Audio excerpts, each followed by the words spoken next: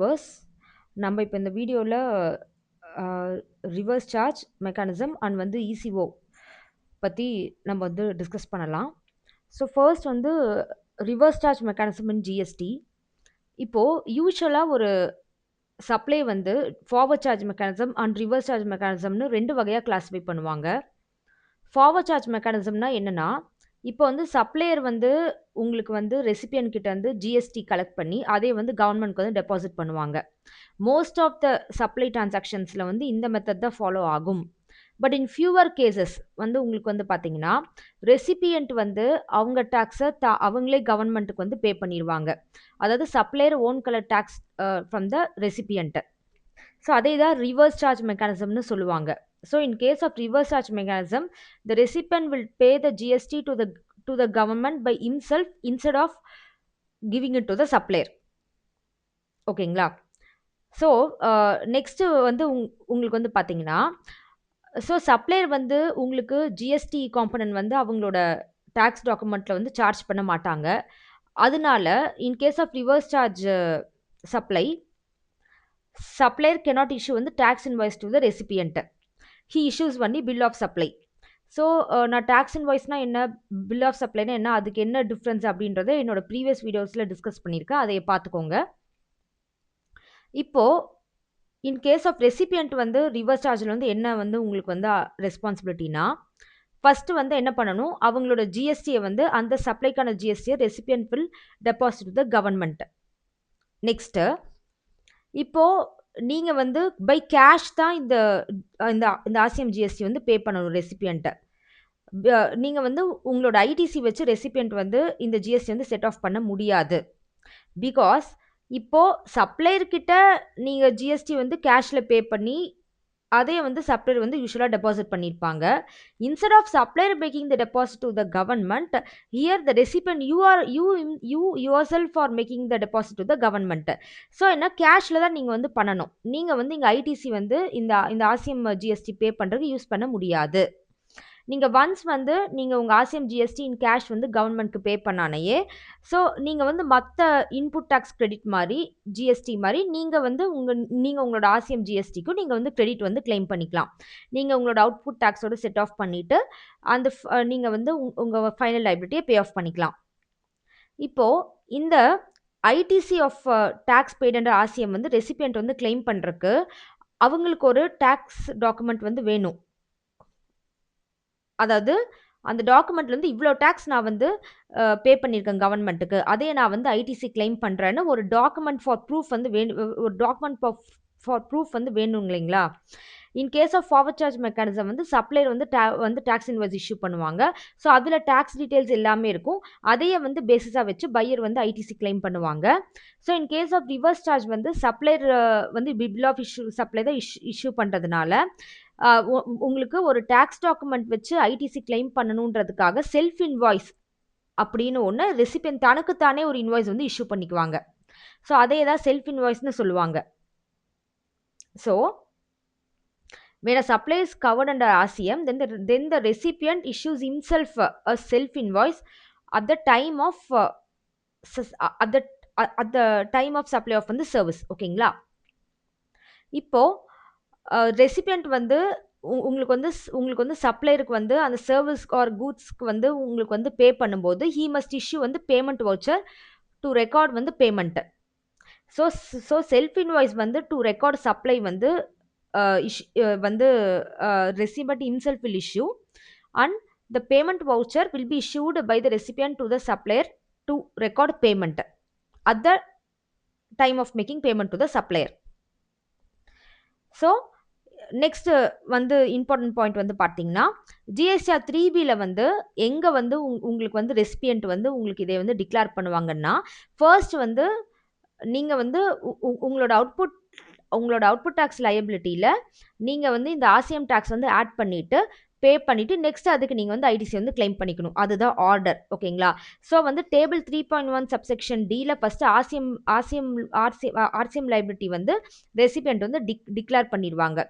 That is உங்களுக்கு வந்து inward supplies covered under ஆர்சிஎம்னு ஒரு ஒரு செஷன் இருக்கும். ஸோ அந்த செக்ஷனில் வந்து வந்து வந்து எந்தெந்த சப்ளைக்கு வந்து வந்து ஆர்சிஎம் பேசிஸில் டேக்ஸ் பே பண்ணணும்னு நீங்கள் வந்து டிக்ளேர் பண்ணிவிட்டு அப்புறம் டேபிள் 4ல் வந்து நீங்கள் வந்து அதுக்கான ஐடிசியை நீங்கள் வந்து கரஸ்பாண்டிங் ஐடிசி வந்து கிளைம் பண்ணிக்கலாம். நான் வந்து வந்து ஃபியூச்சர் வீடியோஸில் வந்து இந்த ஃபைலிங் வந்து நான் வந்து கவர் பண்ணும்போது இந்த டீட்டெயில்ஸ்லாம் நான் இன்னொரு வந்து ரிப்பீட் பண்ணுவேன். நெக்ஸ்ட் இப்போ ஒரு எக்ஸாம்பிள் வந்து பார்த்தீங்கன்னா, இப்போ பார்க்கலாம். இப்போ வந்து ஸ்பெசிஃபைடு சர்வீஸ் மட்டும்தான் உங்களுக்கு ஆர்சிஎம்ல வந்து உங்களுக்கு வந்து கவர் ஆகும்.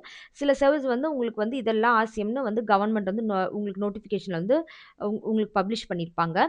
ஸோ அதாவது ஒன் சச் எக்ஸாம்பிள் இஸ் வந்து லீகல் சர்வீசஸ். ஸோ இப்போ ஒரு அட்வொகேட் வந்து உங்களுக்கு வந்து லீகல் சர்வீஸ் வந்து வந்து உங்களுக்கு ப்ரொவைட் பண்ணுறாங்கன்னா that advocate won't charge GST in is bill. ஓகேங்களா? ஸோ நீங்கள் என்ன பண்ணணும், நீங்கள் வந்து யூ ஹேவ் டு இஷ்யூ வந்து self invoice for the amount of GST to be pay to the government and you must pay வந்து GST to the government and at the same time you must issue payment voucher to the supplier for the payment you have made to him. ஓகேங்களா? So நான் அந்த example தான் நான் இங்கே வந்து உங்களுக்கு வந்து சொல்லியிருக்கேன்.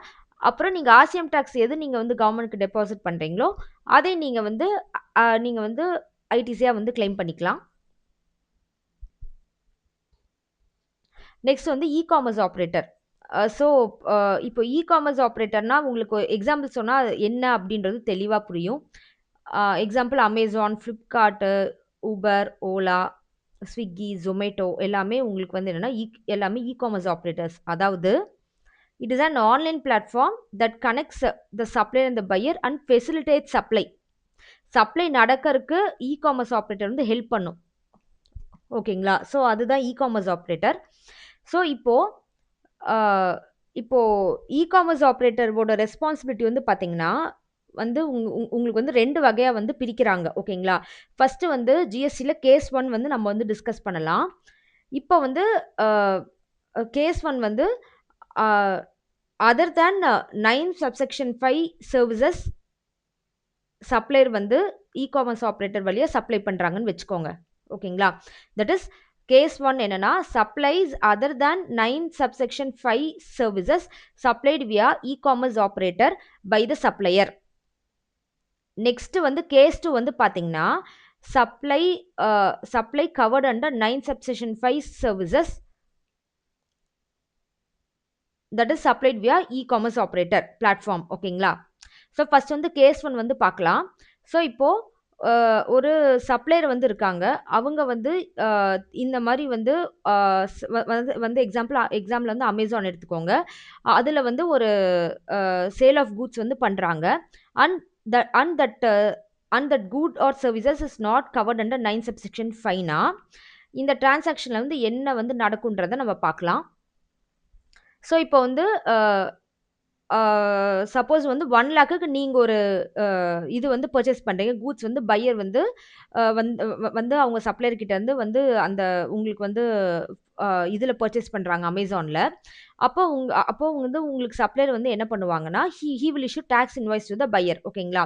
ஸோ இப்போ வந்து உங்களுக்கு வந்து டாக்ஸபிள் வேல்யூ வந்து 1 lakh. அதில் வந்து சப்போஸ் 18% ஜிஎஸ்டின்னு வச்சுக்கோங்க. So he will claim 18% GST and வந்து 1,18,000 வந்து பையர்கிட்ட இருந்து சார்ஜ் பண்ணுவாங்க. வந்து நீங்கள் என்ன பண்ணுவீங்க, 1,18,000 you will pay to the e-commerce operator. ஓகேங்களா?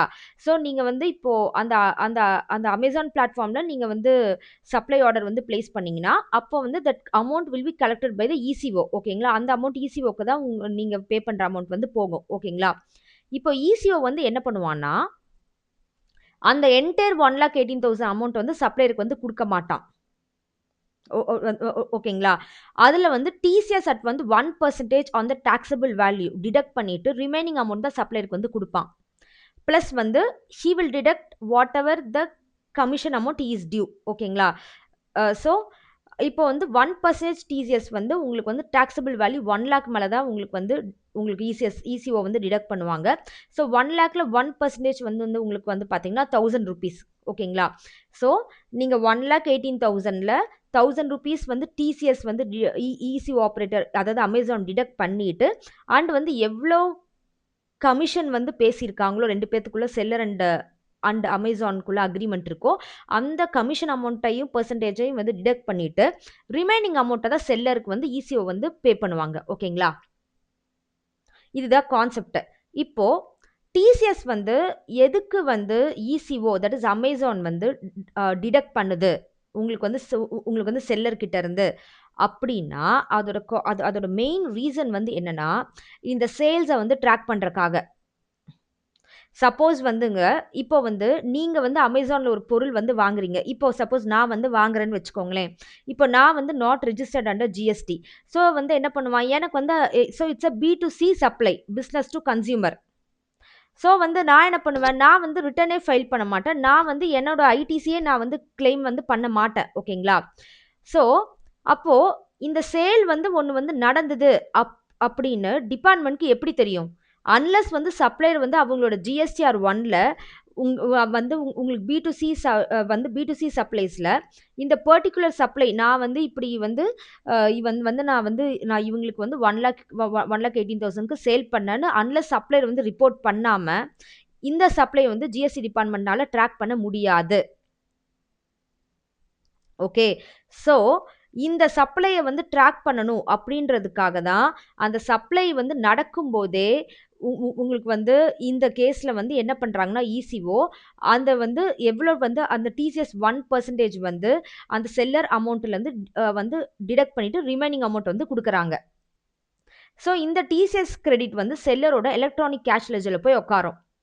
ஸோ அதைய வந்து என்ன பண்ணுவாங்களா செல்லர் அவங்களோட ஃபைனல் அவுட்புட் டேக்ஸ் லைபிலிட்டி பே பண்ணும்போது நீங்கள் வந்து செட் ஆஃப் பண்ணிவிட்டு பே பண்ணிக்கலாம் இந்த டிசிஎஸ் கிரெடிட்டை. ஸோ இந்த டிசிஎஸ் வந்து இசிஓ டிடக்ட் பண்ணுற மூலிமா வந்து இந்த சப்ளையை வந்து ஜிஎஸ்டி டிபார்ட்மெண்ட்டால் ட்ராக் பண்ண முடியுது. அந்த ஒரே ரீசனுக்காக தான் இங்கே அந்த டிசிஎஸ் காம்பனண்ட் வந்து அப்ளிகபிள் ஆகுது. ஓகேங்களா? ஸோ இப்போது இசிஓ என்ன பண்ணணும், ECOs collecting TCS from the செல்லரில்.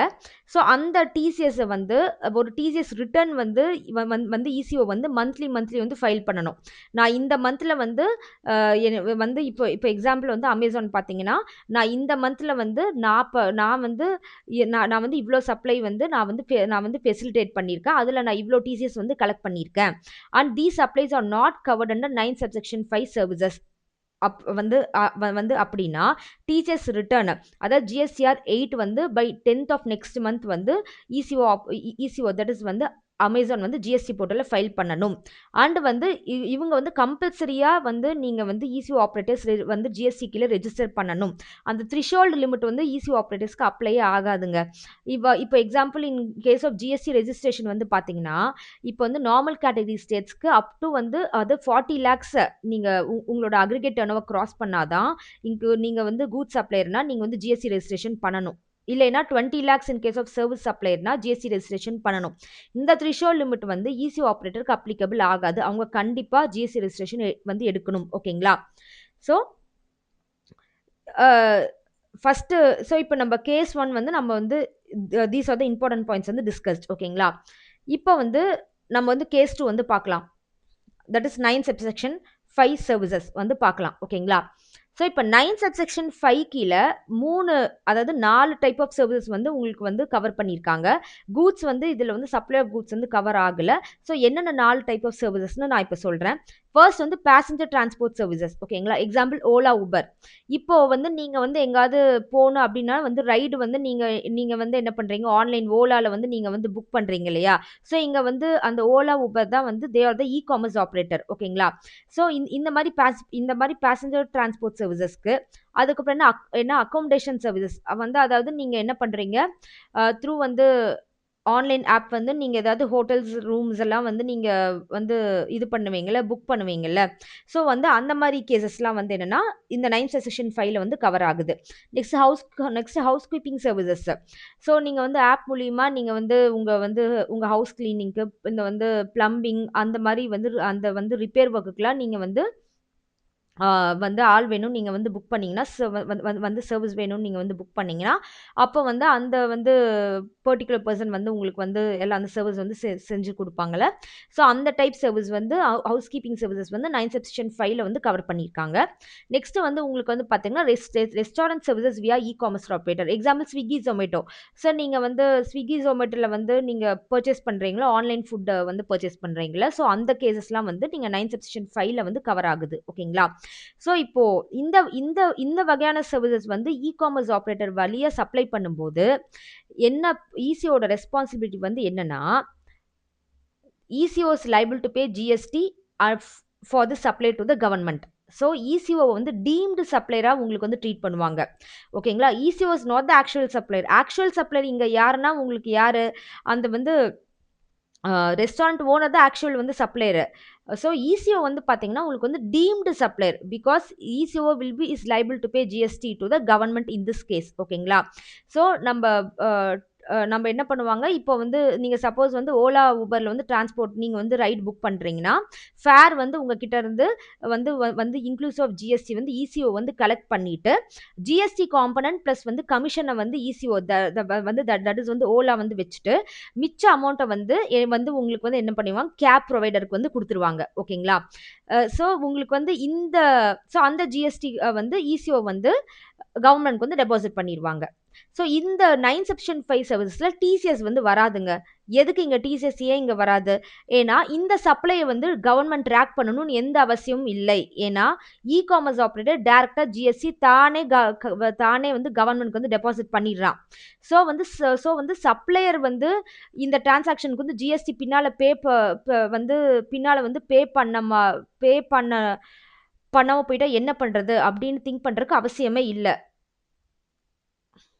ஓகேங்களா? ஸோ சின்ஸ் இசிஓ தான் இங்க ஜிஎஸ்டி அவனே பே பண்றங்காட்டி, இந்த சப்ளை வந்து ஜிஎஸ்டி டிபார்ட்மெண்ட் ட்ராக் பண்ணணும்னு எந்த அவசியமும் இல்ல. அதனால இங்க டிசிஎஸ் டிடக்ஷன் வந்து 9 செக்ஷன் 5 சர்வீசஸ்க்கு அப்ளிகபிள் ஆகாது. ஓகேங்களா? இந்த டிசிஎஸ் கான்செப்ட் அதுதான் இங்க 9 செக்ஷன் 5ல. ஸோ இங்க வந்து எதுக்காக வந்து இந்த 4 டைப் ஆஃப் சர்வீசஸ்க்கு மட்டும் உங்களுக்கு வந்து இசிஓ வந்து ஜிஎஸ்டி வந்து பே பண்ணணும்னு சொல்லியிருக்காங்க அப்படின்னா, மெயின் பாயிண்ட் வந்து என்னன்னா, இப்போ இந்த சர்விஸ் ப்ரொவைடர்ஸ்லாம் நீங்க வந்து பார்த்தீங்கன்னு வச்சுக்கோங்களேன், mostly they won't be registered under GST. இப்போ உங்க வந்து இப்போ உங்க வீட்டுக்கு வந்து பிளம்பிங் ஒர்க் வந்து உங்களுக்கு வந்து பிளம்பிங் ஒர்க் வந்து பண்ண வராங்க. அண்ட் ஸோ ஹி இஸ் வந்து சர்விஸ் ப்ரொவைடர். அவங்க வந்து என்னன்னா, அவங்களா ஜிஎஸ்டிக்குள்ள ரெஜிஸ்டர் பண்ணியிருக்க மாட்டாங்க. ஏன்னா வந்து அவங்களோட இன்கம்லாம் ரொம்ப வந்து மினிமலா இருக்கும். ஸோ அந்த மாரி கேஸ்ல அவங்கள வந்து ஜிஎஸ்டி வந்து டிபார்ட்மெண்ட்க்கு கட்ட சொன்னா, அவங்கலாம் கட்ட மாட்டாங்க. ஒரு ஒரு ஒரு ஒரு யூனிஃபார்மிட்டி வந்து இருக்காது. வந்து ஓகேங்களா? அதே மாரி இந்த கேப் ஆப்பரேட்டர்ஸ்லாம் பார்த்தீங்கன்னா, மோஸ்ட்லி வந்து they won't be registered under GST. Cab operators இருக்காங்க. ஆட்டோ வந்து இது பண்றாங்க. ஆட்டோ நீங்க வந்து ஓலால வந்து புக் பண்றீங்க. அவங்களா ஜிஎஸ்டிக்குலலாம் ரெஜிஸ்டர் பண்ணியிருக்க மாட்டாங்க. They are small supply service providers. So அதனால அவங்க கிட்டலாம் வந்து நீங்க போய் வந்து நீங்க ஜிஎஸ்டி வந்து பண்ணு. நீ வந்து ஜிஎஸ்டி ஆக்ட்ல வந்து நீ இது பண்ணு. ரெஜிஸ்டர் பண்ணு. ஜிஎஸ்டி கட்டு அப்படின்னு எல்லா காம்ப்ளைண்ட்ஸ் அவங்க கிட்ட போய் நம்ம வந்து எக்ஸ்பெக்ட் பண்ண முடியாது. It will create a huge Burton to the GST department. So இந்த மாதிரி சின்ன சின்ன சர்வீசஸ்க்கெல்லாம் வந்து ஜிஎஸ்டி வந்து நம்ம வந்து என்ஷூர் பண்ணணும், ஜிஎஸ்டி கலெக்ஷன் என்ஷூர் பண்ணணுன்றதுக்காக ரெஸ்பான்சிபிலிட்டியை வந்து சப்ளையர் கிட்ட இருந்து இசிஓக்கு வந்து ஷிஃப்ட் பண்ணிட்டாங்க இந்த கேசஸ்ல. ஓகேங்களா? ஸோ நான் இங்க வந்து உங்களுக்கு ஒரு ஸ்மால் எக்ஸாம்பிள் சொல்லியிருக்கேன். நான் ஏற்கனவே உங்களுக்கு ஒரு எக்ஸாம்பிள் எக்ஸ்பிளைன் பண்ணது தான். ஸோ உங்களுக்கு வந்து பார்த்தீங்கன்னா, ஒரு ஸ்மால் ரெஸ்டாரண்ட் வந்து ஜொமேட்டோ வழியா ஃபுட் வந்து சேல் பண்றாங்க. அப்போ வந்து நீங்க என்ன பண்றீங்க வந்து நீங்க வந்து அந்த வந்து ஃபுட்டுக்கு இன்க்ளூசிவ் ஆஃப் ஜிஎஸ்டி வந்து நீங்க வந்து என்ன பண்ணுவீங்க, ஜொமேட்டோக்கு பே பண்ணுவீங்க. ஜொமேட்டோ என்ன பண்ணுவாங்க, ஜிஎஸ்டி காம்பனன்ட்ட வச்சுட்டு அவங்களோட கமிஷன டிடக்ட் பண்ணிட்டு வந்து ரிமைனிங் வந்து அந்த ரெஸ்டாரண்ட் சர்விஸ் ப்ரொவைடருக்கு ரிமைனிங் அமௌண்ட் வந்து ரெமிட் பண்ணிருவாங்க. ஓகேங்களா? ஸோ அந்த ஜிஎஸ்டியை வந்து the Zomato will deposit to the government. Thanks guys. That's it for today's section. Thank you guys. Have a nice day.